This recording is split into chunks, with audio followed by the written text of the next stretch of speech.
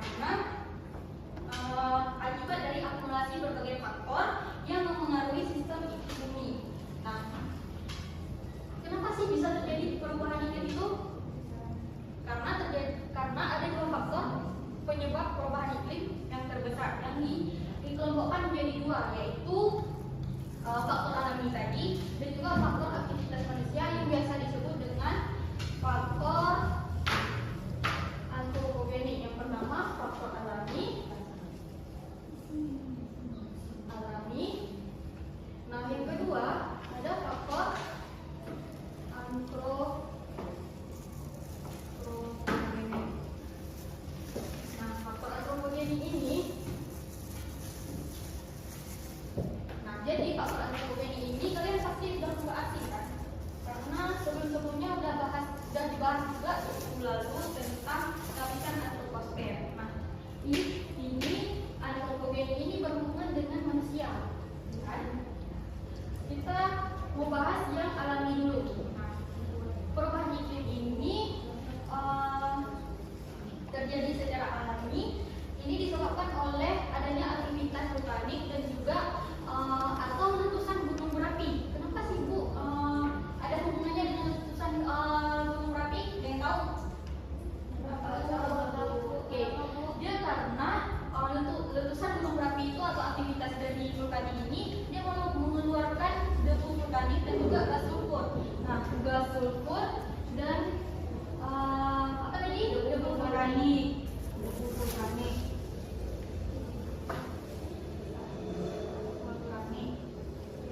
Nah, gas sulfur dan debu vulkanik ini dia akan naik ke atmosfer sehingga menyelimuti sinar matahari atau dia menghalangi sinar matahari yang kemudian membuat suhu bumi itu turun sementara.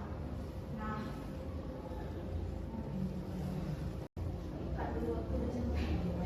bosan. Sumpah beda. Tuh. Nah, jadi selain dari ada aktivitas vulkanik dan apa tadi letusan gunung berapi, dia ada juga aktivitas dari matahari yang berubah-ubah. Kenapa ini bisa berhubungan dengan perubahan iklim? Dia karena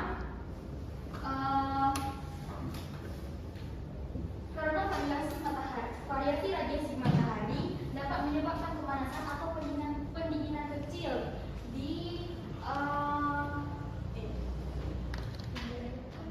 Tuh. Nah, jadi selain adanya aktivitas vulkanik dan letusan gunung berapi tadi, dia ada juga aktivitas matahari yang berubah-ubah yang kenapa bisa menjadi penyebab dari perubahan iklim, karena adanya variasi radiasi matahari yang menyebabkan adanya pendinginan dan pemanasan di atmosfer bumi. Pendinginan dan pemanasan.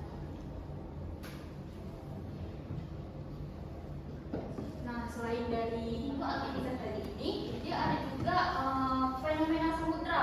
Ada yang tahu fenomena samudra itu? Enggak tahu. El Nino dan La Nina. Yaitu dia berpengaruh pada pola curah hujan dan suhu di berbagai wilayah dunia. Makanya adanya kekeringan dan kebanjiran. Nah, selanjutnya kita ke faktor antropogenik. Faktor akibat dari aktivitas manusia.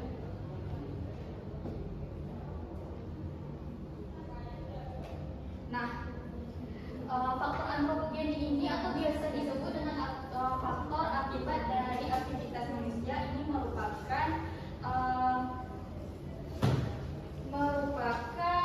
penyebab utama perubahan iklim dalam kondisi modern, yaitu terjadi semenjak revolusi industri.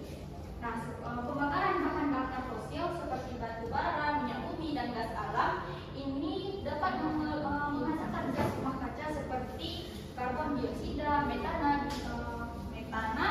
dan juga dinitrogen oksida yang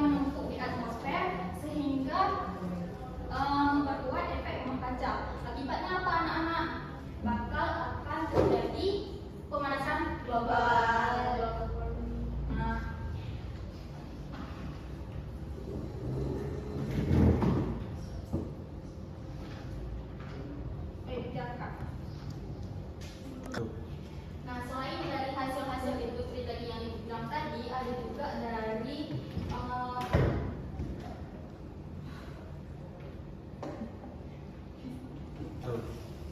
Nah, selain yang dari hasil ibu bilang tadi yang gas alam serta batubara yang menghasilkan gas untuk menyebabkan Satu. nah, selain dari gas alam atau batubara yang dapat menghasilkan gas yang bakal menyebabkan efek rumah kaca, ada juga yaitu deforestasi atau penggundulan hutan. Ini akan mengurangi kemampuan bumi dalam menyerap meningkatnya suhu global ini dia dapat menimbulkan berbagai penyakit, menurunnya ketersediaan air bersih dan juga mengancam ketahanan pangan akibat dari perubahan musim tanam. Nah, ini sangat berpengaruh dalam sektor pertanian anak-anak, di mana sektor pertanian yaitu lebih terkhusus kepada padi. Para petani ini lebih mengandalkan kondisi iklim dalam menentukan pola tanam. Nah, sedangkan jika perubahan iklim ini makin tidak menentu, maka pola tanam pun bagi para petani makin kacau atau tidak teratur, sehingga akan menyebabkan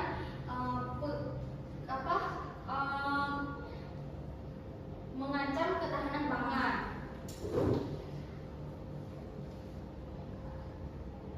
Nah, kalau dari sisi lingkungan, perubahan iklim ini dapat menyebabkan pencairan es atau gletser, es di kutub atau gletser, hilangnya keanekaragaman hayati, serta rusaknya ekosistem seperti terumbu karang dan hutan hujan tropis. Nah, sedangkan dalam pembangunan berkelanjutan, perubahan iklim ini dapat mempengaruhi pencapaian sustainable development goals, khususnya tujuan terkait pengentasan kemiskinan, ketahanan pangan, kesehatan dan air bersih. Nah, kalau ada dampaknya, tentu ada mitigasi dan Nah, dibutuhkan dua pendekatan, yaitu ada mitigasi dan adaptasi.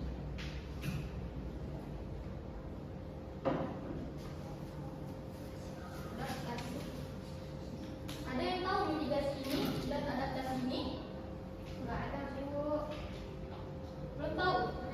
Ibu rasa mitigasi ini sudah Ibu jelaskan minggu lalu tentang mitigasi bencana. Ya, Bu. Mitigasi itu penanggulangan.